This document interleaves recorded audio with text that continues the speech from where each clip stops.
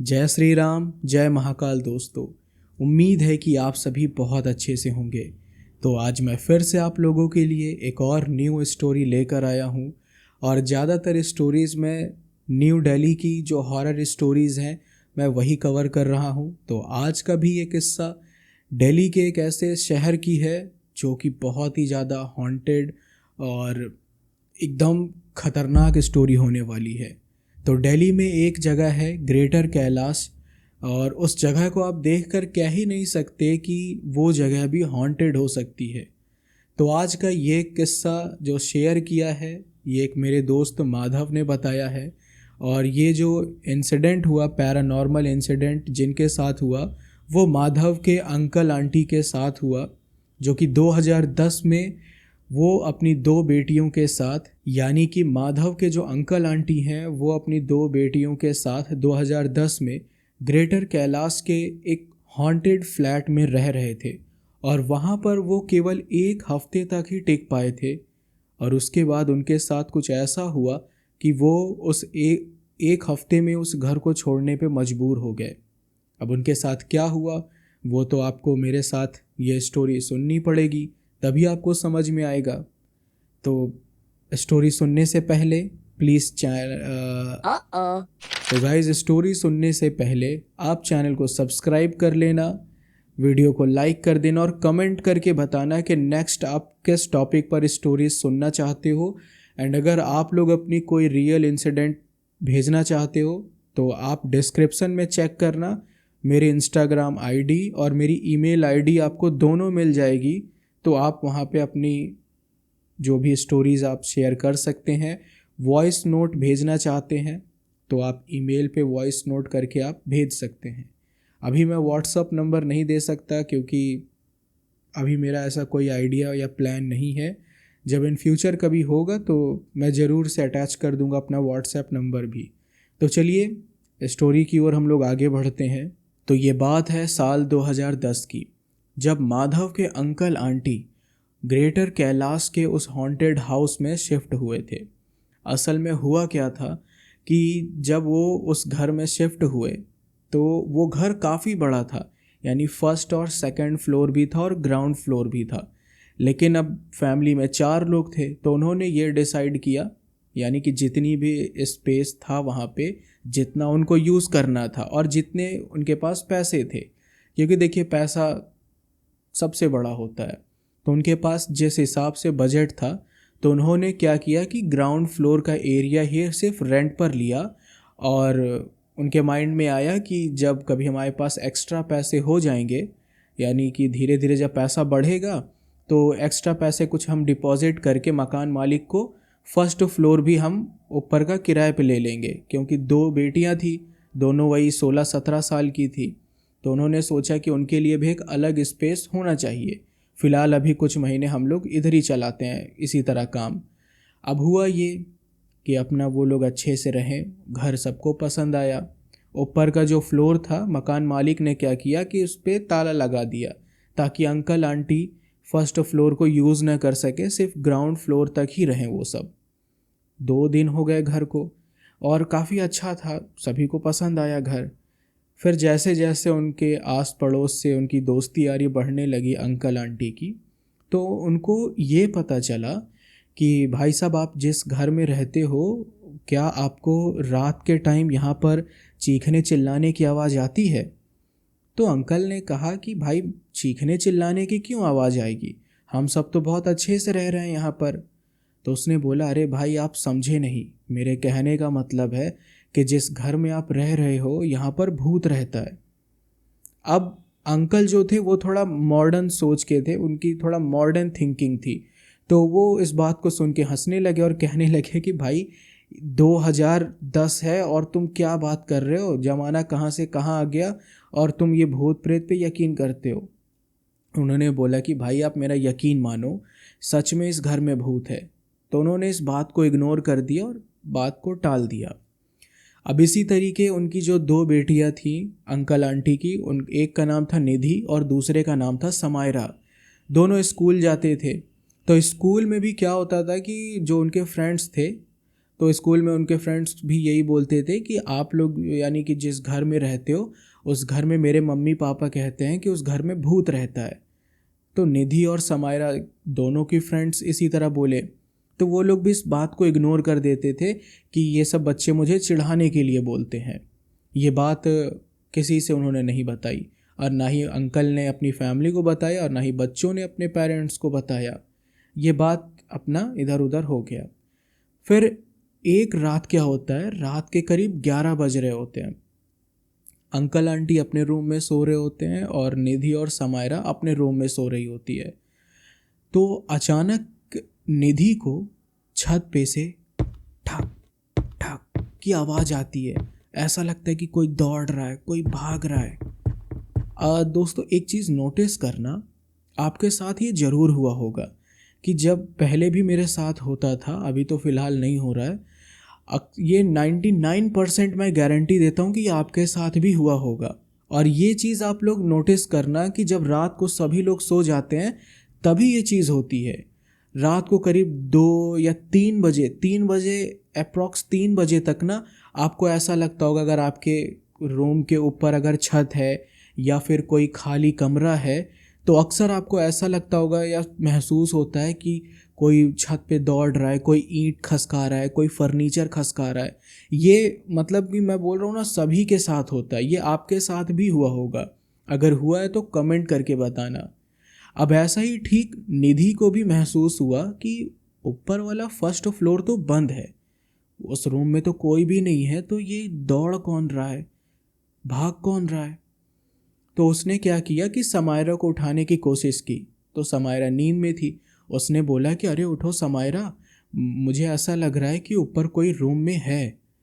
तो समायरा नींद में थी, वो बोली कि यार क्यों रात को मेरा दिमाग खा रही हो, अरे कोई चूहा या बिल्ली होगा, इतने दिनों से कमरा बंद है तो चूहा वगैरह होगा, तुम सो जाओ और मुझे भी सोने दो। तो निधि को भी लगा कि बात तो सही बोल रही है समायरा, हो सकता है कि चूहे या बिल्ली हो, तो वो इस बात को इग्नोर करके वो सो जाती है। फिर रात को करीब 2 बजे के आसपास उसको प्यास लगती है, तो वो अपना रूम का दरवाज़ा खोलती है किचन में जाने के लिए। और जैसे ही वो अपने रूम का दरवाज़ा खोलती है तो उसे ऐसा लगता है कि फर्स्ट फ्लोर पे जाने के लिए जो सीढ़ी है, उधर ही सीढ़ी के नीचे साइड 2 ब्लैक कलर का साया खड़ा है। और जैसे ही निधि देखती है कि वो परछाई सामने खड़ी है, वो दोनों परछाई सीधा दौड़ते हुए फर्स्ट फ्लोर की तरफ भाग जाती है। अब ये देखकर निधि इतनी ज़ोर से चिल्लाई कि सभी लोग डर के मारे उठ गए। समायरा भागते हुए आई और उनके पेरेंट्स भी भागते हुए आए और पूछा कि क्या हुआ। तो निधि ने बताया कि पापा, अभी मैं पानी पीने के लिए उठी ना, मैं किचन से जा रही थी तो मुझे ऐसा लगा कि 2 परछाई फर्स्ट फ्लोर की तरफ भागी है। अब ये जब निधि ने बताया तो अंकल को लगा कि कहीं कोई चोर वगैरह तो नहीं घुस गए। तो वो चोर समझ गए क्या हुआ कि लाठी उठाई और अकेले ही सीढ़ी पे चले गए फर्स्ट फ्लोर की तरफ। तो वो वहाँ जाकर क्या देखते हैं कि ऊपर तो फर्स्ट फ्लोर पे ताला लगा हुआ है कमरे में और कोई है भी नहीं। अब वो क्या देखते कि अचानक एक काली सी बिल्ली वो वहाँ से भाग रही होती है छत की तरफ। तो वो समझ गए कि ज़रूर निधि ने इस काली बिल्ली को देखा होगा और उसने ही इसको, काली बिल्ली को, कुछ और समझ लिया होगा। तो वो थोड़ा मुस्कुराते हुए नीचे आते और बोलते, बेटा वो बिल्ली थी और कुछ भी नहीं था, तुम्हें कोई वहम हुआ होगा। निधि बोलती है कि पापा मेरा यकीन करो, मैंने सच में 2 लोगों की परछाई देखी। लेकिन कोई भी निधि का यकीन ही नहीं करता। अब वो इतनी ज़्यादा डरी हुई थी कि हल्का सा भी आहट या कुछ भी आवाज़ आया तो वो तुरंत डर जाती थी। फिर किसी तरीके वो रात बीती और दूसरे दिन फिर वो लोग अपना, वो निधि के दिमाग से वो बात धीरे धीरे धुंधला हो गया, वो भूल गई। फिर दूसरे दिन क्या हुआ कि निधि और समायरा स्कूल जाने के लिए रेडी हुए और जब वो गेट के बाहर थी, यानी रूम के बाहर जब वो लोग जाने लगे स्कूल, तो वो अपनी मम्मी को यानी आंटी को बाय करने के लिए वो मुड़ी। तो वो क्या देखती है कि आंटी के पीछे कोई खड़ा है। अब उसकी जो नज़र है ना, वो आंटी के पीछे साइड एकदम जम सी जाती है। तो आंटी बोलती कि क्या हुआ। तो निधि को एग्जैक्टली दिखाई क्या देखता है कि आंटी के पीछे कोई बूढ़ा आदमी खड़ा है जो पूरा खून से लथपथ है। और ऐसा था ना कि जैसे ये मेन दरवाज़ा है घर में एंटर करने के लिए, और सामने ही साइड में फर्स्ट फ्लोर पे जाने के लिए सीढ़ी होती है। अक्सर सभी के घर में होता है, हमारे घर में भी ऐसा ही है कि फर्स्ट फ्लोर पे जाने के लिए सीढ़ी किनारे से दीवार से सट के जाती है और सामने दरवाज़ा होता है। तो वैसा ही निधि ने देखा कि वो बूढ़ी औरत सीढ़ी के पास खड़ी हुई है। कोई बूढ़ी औरत, उसकी गर्दन ना कटी हुई है और वहाँ से खून रिस रहा है, और वो बूढ़ा आदमी आंटी के पीछे है। अब ये देखकर वो इशारे से सिर्फ उंगली दिखाती है। अब आंटी इससे पहले कि पीछे मुड़ती, अचानक निधि मतलब मुहारे पे ही बेहोश हो जाती है। अब ये देख के आंटी घबरा गई और समायरा भी। दोनों उसे उठाकर लेके जाते हैं रूम में, डॉक्टर को बुलाते हैं। डॉक्टर आता है तो डॉक्टर चेक करता है, कहता है कि इनका जो बीपी है वो एकदम लो हो गया, क्योंकि ये कुछ ज़्यादा ही किसी चीज़ को देख के डर गई थी, जिसकी वजह से ये बेहोश हो गई हैं। अब अंकल आते हैं, अंकल पूछते हैं कि क्या हुआ। तो वो बताती हैं कि निधि बहुत ज़्यादा डरी हुई थी और डॉक्टर ने भी बताया कि ये किसी चीज़ को देख के डर गई है, मतलब कोई ऐसा इसने चीज़ देखा है जिससे इसको बहुत डर लग रहा है। तो जब वो होश में आई तो उसने बताया निधि ने कि ऐसी ऐसी बात है और मैंने ऐसा ऐसा देखा है और इस घर में सच में कोई भूत है।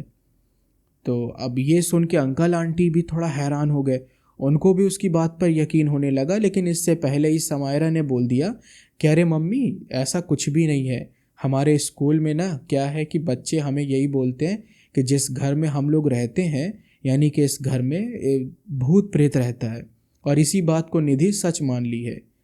तब अंकल आंटी को भी लगा कि हो सकता है कि इसके मन में वहम पैदा हुआ हो। उनकी बातें, भाई बच्चों की बातें हैं, अगर अब कोई भी अगर आप बात बात पर अगर बच्चों को बोलोगे कि बेटा छत पे मत जाना, छत पे वहाँ पे भूत रहता है। अक्सर हम लोग छोटे बच्चों को डराने के लिए नहीं बोलते कि नहीं छत पे मत जाओ, पतंग उड़ाने के लिए जाते हैं तो कहते हैं अरे मत जाओ नहीं तो लकड़ सुंघुआ आ जाएगा। बाहर जो बच्चे घूमते हैं, अरे लकड़ सुंघुआ आ जाएगा, मतलब कि लकड़ी सुंघा दे दे। एक ऐसा आदमी जो बहुत पहले की ये बात है, जिसने भी सुना होगा तो बताना ज़रूर। पहले हमारे जो बड़े वो पुराने लोग होते थे वो कहते अरे बच्चों घर के बाहर दोपहर को मत जाना, नहीं तो लकड़ सुंघुआ तुमको उठा ले जाएगा। यानी कि एक ऐसा आदमी होता है, कबाड़ी की तरीके दिखता है बिल्कुल, और उसके हाथ में एक लकड़ी होती बेहोशी वाली। वो क्या करता है कि बच्चों को बस ऐसे लकड़ी सुंघाएगा, बच्चे बेहोश हो जाते हैं और फिर वो उनको अगवा कर लेता था। तो वो चीज़ें ना बच्चों के मन में बैठ जाती हैं। कभी कभी होता है कि अरे रात को छत पे मत जाना, भूत है, ये है वो है, तो बच्चों के मन में ना डर बैठ जाता है। तो वही चीज़ उनको भी लगा कि निधि के भी दिमाग में यही चीज़ें बैठ गई होंगी जो उनके स्कूल के बच्चे बोलते हैं। अब ये चीज़ हुआ। फिर इसी तरह एक शाम की बात है, क्योंकि चीज़ें धीरे धीरे वर्स्ट होने लगी थी और ज़्यादा एकदम खतरनाक और बहुत ज़्यादा पैरानॉर्मल चीज़ें बढ़ने लगी थी, और अब आगे जो उनके साथ होने वाला था वो चीज़ सच में उनको यकीन ही नहीं हुआ। अब एक शाम की बात है, सभी लोग रात के टाइम अपना शाम के टाइम अपना खाना खा रहे होते हैं। तो जो दाल का कटोरा होता है, डिनर के टाइम डिनर टेबल सब बैठे खाना खा रहे हैं। अब दाल के कटोरे में क्या होता है, दाल ख़त्म हो जाता है। समायरा क्या देखती है कि निधि ने खाना खा लिया है, तो समायरा निधि से बोलती है कि निधि एक काम करो, तुमने खाना खा लिया है तो जाओ किचन से वो दाल लेकर आओ, मुझे दाल चाहिए। तो बोलती ठीक है। अब वो जैसे ही किचन में जाती है, अचानक लाइट चली जाती है। जैसे ही लाइट गई, अचानक निधि को ऐसा लगा कि किसी ने उसकी चोटी पकड़ी और जोर से पकड़ के पीछे की ओर खींच दिया। उसके मुंह से जब चीख निकली ना, तो सभी घर वाले कह रहे बेटा क्या हुआ क्या हुआ। वो लोग बोल ही रहे थे कि अचानक जब निधि पीछे मुड़ने को हुई तो वो मुड़ भी नहीं पा रही थी, क्योंकि उसके गर्दन को पीछे से किसी ने ऐसे पकड़ रखा था और चोटिया मतलब घसीट रखा था, तो वो मुड़ भी नहीं पा रही थी। और जैसे ही उसके पेरेंट्स आने के हुए किचन में, अचानक किसी ने उसको जोर का धक्का दिया और वो सीधे जाके दीवार से टकराई और उसके सर से खून बहने लगा और वो उधर ही बेहोश हो गई। जैसे ही उसके पेरेंट्स किचन में आए तो लाइट आ गई। यानी कि निधि के साथ ये हरकत किसने किया ये उसके घर वाले नहीं देख पाए, और जब उन्होंने देखा कि निधि के सर से खून बह रहा है तो वो सभी घबरा गए, तुरंत उसको हॉस्पिटल लेकर भागे। अब जो मेरा फ्रेंड जो माधव है वो समायरा और निधि से बहुत ज़्यादा क्लोज थे, यानी कि एक बिल्कुल सगे भाई बहन जैसा उनका रिलेशन था। तो जब ये बात माधव को पता चली तो वो तुरंत बिहार से सीधा न्यू दिल्ली ग्रेटर कैलाश की तरफ वो चले गए उनसे मिलने के लिए। अब जब निधि को थोड़ी देर के बाद होश आया तो माधव ने पूछा कि बताओ निधि, क्या बात है, क्या क्या हुआ तुम्हारे साथ, मतलब क्या हो गया, ये चीज़ कैसे हुआ। तब निधि ने उन्हें सारी बात बताई कि ऐसा ऐसा भाई मेरे साथ ऐसा ऐसा हुआ है, और मेरे स्कूल के दोस्त और भी आस पड़ोस के लोग बोलते हैं कि इस घर में भूत है, और मैंने सच में देखा है एक बूढ़े आदमी को और एक बूढ़ी औरत को, और उन्होंने ही ऐसा किया है, अंधेरे में मेरे साथ ये सारी चीज़ें हुई। तो माधव जो है ना वो किस टाइप का आदमी है कि उसको एक्सप्लोर करना और किसी भी चीज़ में जांच पड़ताल करना, खोजबीन करना, यानी कि वो एक तरीके से अपने आप को पैरानॉर्मल इन्वेस्टिगेटर टाइप का मानता है। मतलब है नहीं बट वो मानता है ऐसा, उसको मतलब एक्सप्लोर करना और इन सब चीज़ों के बारे में जानना उसको बहुत पसंद है। तो उसने क्या कहा कि ठीक है निधि, ऐसा है, अंकल आंटी से भी बोला कि ऐसा है कि मैं कुछ दिनों के लिए आपके घर पर ठहरूंगा, मैं देखना चाहता हूँ कि क्या सच में इस घर में पैरानॉर्मल चीज़ें हो रही हैं या फिर जो लोगों ने केवल अफवाह फैला रखी है केवल ये वही है। तो उन्होंने कहा ठीक है बेटा, कोई बात नहीं, आप रुको। तो इसके बाद क्या होता है कि अपना शाम तक वो लोग निधि को डिस्चार्ज कर देते हैं हॉस्पिटल से, वो लोग घर आते हैं। अब ऐसा था ना कि स्पेस ज़्यादा था नहीं, अंकल आंटी अपने कमरे में थे, निधि और समायरा अपने रूम में पढ़ाई कर रहे थे। रात को यही करीब 10 साढ़े 10 का टाइम हो रहा होगा। और उसने माधव ने क्या किया, अपना जितना भी सामान था सब निधि और समायरा के रूम में रख दिया, और वो अपना हॉल में बैठा सोफे पे आराम से मोबाइल चला रहा था। तो उसने सोचा कि क्यों ना मैं थोड़ा सा एक बार फर्स्ट फ्लोर पे जाकर देखता हूँ, वो दोनों पढ़ाई कर रही थी। अब वो फर्स्ट फ्लोर पे जाता है तो देखता है कि ताला लगा हुआ है। अब वो इधर उधर देखता है, चारों तरफ एकदम सन्नाटा, कुछ भी नहीं था। तो जो डोर है, जो फर्स्ट फ्लोर का जो डोर था उस पे की होल में, तो वो की होल से क्या करता है ना कि वो कमरे के अंदर झांकने की कोशिश करता है। तो जब वो की होल से अंदर झांकता है तो देखता है कि चारों तरफ अंधेरा है, उसे कुछ नहीं दिखाई देता। वो थोड़ी देर देखता है कि अचानक उसे ऐसा लगता है कि कमरे के अंदर की जो लाइट है वो किसी ने चालू कर दी। अब एक पल के लिए वो थोड़ा हैरान हुआ कि अंदर तो कोई नहीं है, तो ये लाइट कैसे चालू हुई। तो वो फिर से की होल में दोबारा देखता है, तो अब ऐसा लग रहा था कि लाइट बंद चालू ऐसा हो रहा था। ऐसा लग रहा था कि कोई स्विच बोर्ड के साथ छेड़खानी कर रहा हो। अब वो एक पल के लिए उसने आवाज़ दी कि हो सकता है कोई हो, तो उसने थोड़ा सा खटखटाया और बोला कोई है क्या भाई अंदर, हेलो कोई है। तो किसी ने भी कोई जवाब नहीं दिया, अंदर से कुछ भी रिप्लाई नहीं आया। लेकिन जब वो तीसरी बार की होल में जैसे ही माधव ने देखा तो वो, अब कैसे मैं बोलूं, आपके साथ अगर ऐसा होता ना तो मुझे तो नहीं लगता कि आप होश में रहते, आप तुरंत उधर ही चट्ट से बेहोश हो जाते। माधव ने बताया कि जैसे ही उसने की होल में तिबारा देखा, यानी थर्ड टाइम, तो ऐसा लगा कि की होल से ना दूसरे साइड यानी कि रूम के अंदर से ही कोई उसको ही घूर रहा है, यानी कि कोई माधव का इंतज़ार कर रहा था कि वो दोबारा देखे तो मैं इसको देखूं। अब ये देख के एक पल के लिए माधव थोड़ा सा हैरान हुआ, और जब उसने दोबारा देखा तो कोई भी नहीं था। तभी निधि आवाज़ देने लगी कि भैया आप नीचे आओ, खाना खा लो। फिर वो नीचे चला गया, नीचे खाना वगैरह खाया। अब वो चीज़ उसने माधव ने जब देखा तो उसे नींद ही नहीं आ रही थी, वो बीच हॉल में ही सो रहा था सोफे पे, वो इधर से उधर करवट बदल रहा था। रात के करीब यही 1:30-2 बज रहे थे कि अचानक उसे एहसास हुआ कि फर्स्ट फ्लोर का जो रूम है ना उसमें कोई दौड़ भाग कर रहा है, कोई दौड़ रहा है, कोई आवाज़ कर रहा है, कोई फर्नीचर खसका रहा है। तो अब माधव ने कहा कि मुझे चल के देखना चाहिए। जैसे ही वो फर्स्ट फ्लोर पर पहुंचा तो देखा कि जो डोर है जिस पे ताला लगा हुआ था वो ताला टूटा हुआ है, और उस रूम से ना किसी के पैरों के निशान छत की ओर जा रहे थे। और वो निशान कोई नॉर्मल निशान नहीं थे, ऐसा लग रहा था कि किसी के पैर जो हैं वो खून से सने हुए हैं और वो खून के जो पंजे हैं वो सीधा छत की ओर जा रहे हैं। माधव ने दरवाज़ा खोला, फ्लैश लाइट ऑन किया तो देखा कि वो एक बेडरूम था और बेडरूम से सटा हुआ एक वॉशरूम, बाथरूम, ये सब था। उसने देखा कि मतलब वो रूम कई साल की, कितने महीने से वो बंद था, जिसकी वजह से पूरा रूम धूल से भरा हुआ था। उसने आसपास देखा। बाथरूम के पास जब वो गया, उसने दरवाज़ा खोला, यानी कि बाथरूम में उसको दिख रहा था कि वही खून से सना हुआ पैरों का निशान वो बाथरूम से ही आ रहा था और छत की तरफ गया था। तो उसने जब दरवाज़ा खोला बाथरूम का, तो वो देख के हैरान, वो क्या देखता है कि पूरा बाथरूम खून से सना हुआ था, चारों तरफ खून ही खून था। और अचानक उसको ऐसा लगा कि किसी ने उसके कान को ऐसे सहलाया हो। तो जैसे ही वो पीछे मुड़ा, देखा तो कोई भी नहीं। फिर उसे ऐसा लगा कि कोई बूढ़ी औरत रो रही है। वो जब थोड़ा आगे गया तो उसको बेड के पास से ही किसी बूढ़ी औरत के रोने की आवाज़ आ रही थी। और जब उसने नीचे देखा, फ्लैश लाइट ऑन थी ही, जब उसने बेड के नीचे देखा तो एक बूढ़ी औरत बेड के नीचे ही बैठी रो रही थी। अब वो डरते डरते पूछ रहा है कि अम्मा आप कौन हो?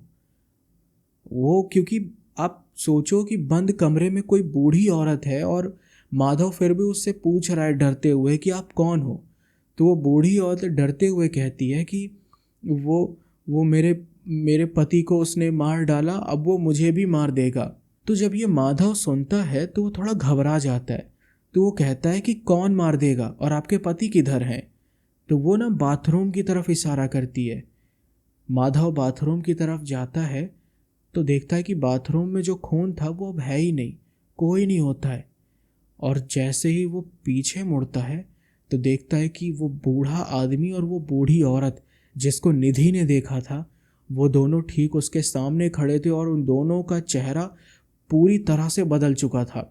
यानी कि उनकी आंखें बिल्कुल सफ़ेद, चेहरा एकदम जला सा, चारों तरफ कटे फटे और चारों तरफ से ऐसा लग रहा है चाकू से किसी ने काट डाला हो, पूरा खून रिस रहा हो बॉडी से। अब ये देखकर माधव लिटरली इतना ज़्यादा डर गया था, वो भागते हुए सीधा दरवाजे के पास गया तो दरवाज़ा भी ऑटोमेटिक एकदम डरावनी आवाज़ करके बंद हो गया। अब वो चिल्लाया जा रहा है, दरवाज़ा ठोक रहा है, पीट रहा है कि खोलो खोलो, बचाओ मुझे। लेकिन अब क्यों आवाज़ सुनाई दे किसी को? नीचे सब आराम से सो रहे हैं, किसी को कुछ सुनाई ही नहीं दे रहा।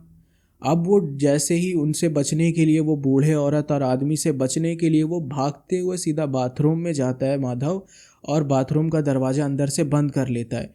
और घबराहट में और जल्दबाजी में उसे शावर जो होता है वो ऑन हो जाता है और शावर में पानी की जगह पूरा खून बहने लगता है और वो पूरा खून से नहा लेता है। उसकी पूरी बॉडी खून से एकदम लथपथ हो जाती है।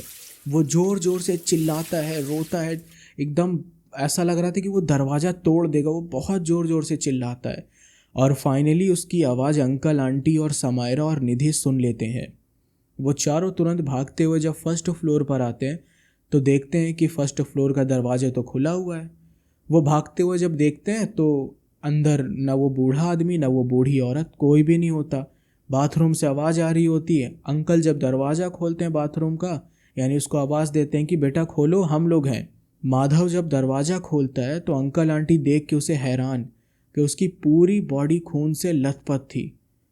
फिर उसको किसी तरीके नीचे लेके जाते हैं। फिर वो अपना पूरा नहा धो के वो जब फ्रेश हो जाता है तो वो डरते हुए सारी बात बताता है कि अंकल आंटी, निधि ने जो बताया कि इस घर में भूत है, तो हाँ सच में इस घर में भूत है। क्योंकि मैंने देखा एक बूढ़ा आदमी और एक बूढ़ी औरत इस घर में, मैंने देखा कि उनकी पूरी बॉडी कटी फटी थी और बिल्कुल वो डरावने लग रहे थे। मेरी बात मानो तो आप इस घर को अभी के अभी खाली कर दो। अब जब ये सब सुना उन लोगों ने तो सबकी हालत ख़राब। उन लोगों ने एक सेकंड भी इंतज़ार नहीं किया, तुरंत उन लोगों ने पैकिंग वगैरह किया और उस रूम को उसी रात खाली कर दिया। तो अब बात करते हैं इस हॉन्टेड हाउस की बैक स्टोरी के बारे में कि आखिर ये हॉन्टेड क्यों हुआ और ये बूढ़ा आदमी और ये बूढ़ी औरत कौन थे। तो आज से कुछ साल पहले ये जो मकान है, जो माधव ने जिनको भूत को देखा, यानी कि वो बूढ़ा और वो बूढ़ी औरत जो ये देखा, ये उन्हीं का मकान था। और इनके कोई भी बच्चे नहीं थे। तो जो इनके रिलेटिव्स थे, यानी होगा कोई लालची, तो उसने क्या किया कि ये मकान हथियाने के लिए उसने क्या किया कि वो बूढ़े आदमी को और वो बूढ़ी औरत को उसी बाथरूम में उनका गला काट के उन्हें मार दिया और उन्हें घसीटते हुए ऊपर की ओर लेके गया और सबसे ऊपर वाले छत पे जो टंकी होती है पानी की, उसी पानी के टंकी में उन्हें मार के फेंक दिया। अब कुछ दिनों के बाद जब उनकी बॉडी पूरी तरीके से पानी में फूल गई और सड़ने की वजह से जब बदबू आने लगी, तो आस पड़ोस के लोगों ने जब देखा तो पुलिस आई। पुलिस ने इन्वेस्टिगेट किया और फिर बाद में उनके कातिल को पकड़ भी लिया। उनको सज़ा तो मिल गई कातिल के उनके कातिल को, लेकिन ये जो बूढ़े आदमी और ये जो बूढ़ी औरत थे, इनकी आत्मा को शांति नहीं मिली और ये फिर इस रूम में भटकने लगे, इस पूरे घर में भटकने लगे ताकि ये इसकी घर की रखवाली कर सके कि कोई इनके घर को हथिया न सके। और तभी ये इनकी फैमिली को, अंकल आंटी को परेशान कर रहे थे कि ये घर इनका है तो ये घर खाली करके चले जाओ। अब आस पड़ोस के लोग ये भी बताते हैं कि आज भी, यानी 2024-25 चल रहा है ये, आज भी वो हॉन्टेड हाउस जो है वो उधर ही है। और वो चीज़ क्या है ना कि उनको आज भी चीखने चिल्लाने की आवाज़ सुनाई देती है। तो ऐसा ऐसा ये किस्सा था और कहते हैं कि जो भी उस किराए के मकान में रहने आता है, एक हफ्ते से भी ज़्यादा, यानी एक हफ्ते से ज़्यादा वो उस मकान में टिक ही नहीं सकता। तो गाइज़, ये थी हॉन्टेड हाउस की कहानी जो कि मेरे दोस्त माधव ने शेयर किया। अब ये स्टोरी आपको कैसा लगा आप ज़रूर बताइएगा। और नेक्स्ट आप क्या चाहते हो स्टोरी में, कौन सा टॉपिक चाहते हो। अगर आप चाहते हो कि मैं दिल्ली के ही और भी हॉन्टेड प्लेसेस के बारे में, जो हॉन्टेड हाउस, पीजी, हॉस्टल या और भी जो चीज़ें हैं ब्लैक मैजिक से रिलेटेड, या फिर कुछ और कॉलेज, हॉन्टेड कॉलेज, ये सब से रिलेटेड चाहते हो तो कमेंट करके बताना। और अब से मैं कोशिश करूँगा कि और रेगुलर हो जाऊँ। तो बस प्लीज़ यार, आप लोग अपना सपोर्ट, प्यार और सब देते रहिए, क्योंकि मैं तो हूँ, अब क्या ही मैं बोलूँ, बस मैं कुछ नहीं बोलना चाहता। आप बस सपोर्ट करो ताकि मुझे हौसला मिले और मैं इसी तरीके आप लोगों के लिए रेगुलर वीडियोस अपलोड करता रहूँ। तो तब तक के लिए टेक केयर, गुड नाइट।